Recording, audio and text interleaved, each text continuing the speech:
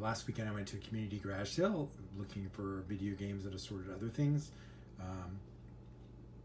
It was a nice 6x6 block area that had, I probably hit 20 to 30 garage sales. Kind of slim pickings. I still found some good stuff. I'm going to just talk about what I found and maybe sort of what it's worth.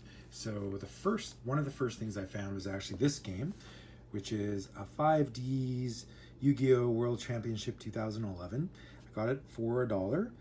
It's actually worth around $30 to $40 on eBay. I kind of knew that Yu-Gi-Oh! Games are rare, and generally a DS game that's not complete junk, I will pick that up for $1, but a nice surprise that it was worth a little bit of money. It looks like it contains, well, the special cards aren't there. It's got all the instructions and the cartridge, but no cards. Should be nice. But apparently inside the game there is all the cards, and it's kind of this weird role-playing-ish game that then you solve things by card battles. So kind of interesting. Nice to have find a more expensive game for $1 anyway. So the next thing I found, there was actually like a bin of magazines. I'm like, oh well, there's a Pikmin 2 strategy guide. That's kind of cool. And I thought about it. I don't really collect strategy guides, but I know they can be worth a bit of money. I think this one's worth about $20. So I went back and I dug a bit more, and then I actually spotted this one as well. So I'm like, well, that's pretty good too. That's a even more popular game than Pikmin, although this strategy guide's a little more common than the Pikmin one and worth a little bit less. I think like $10 or something like that.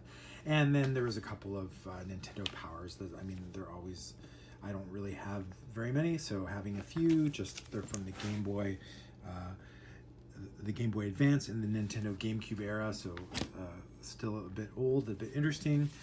Soul Calibur, Metal Gear Solid. So went and asked how much she wanted for them, and she said 50 cents. So that's a fantastic pickup for 50 cents. You can't get much better than that. The last thing I found, and this is actually, I took about 2 hours in this garage sale, and this will be the last thing I found, except I also found some Polaroid stuff for my son, but I'm not going to show it here because this isn't a Polaroid channel, and I already do too many things on the channel. But I got him a bunch of film and 3 cameras, all for I think about $10 total, $10 Canadian. So that's really great. But I found this super interesting thing. So this is the Amaze-a-Tron, which is a old electronic game made by Coleco, and I know this can go for a bit of money. And so I asked the guy, and he wanted $5. How about 4? He's like, oh no, this can go for $300 by eBay. I was gonna say, well, you haven't checked that yet? And then I thought, here's your $5 just in case. And actually, it's not worth a lot of money. It's worth about, I think, $24. You can get ones in better condition than this. But still, it's in the box, and it's kind of cool. I sort of picked it up and took a look. I checked the battery first to make sure it wasn't corroded, because it leaked in the batteries, and then I'm like, oh wow, it takes 2 batteries. I'll just leave that for now. But this actually, and I'm like, oh, someone stuffed some junk in the secondary battery. But these are actually part of the game, and they're game pieces, and I'll show you how it plays in a minute.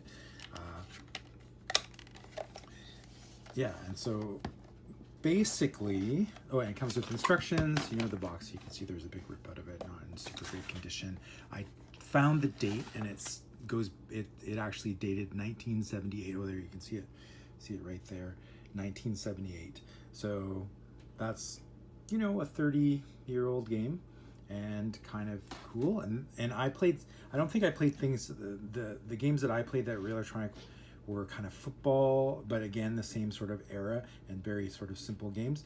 And this one's kind of simple, but a little more not a game, like it's basically a maze game. And I'll just quickly play I'll get up a bit and I'll play the first game. It has like 7 variants of game. So basically, it comes up and you say start, and it says the start of the maze.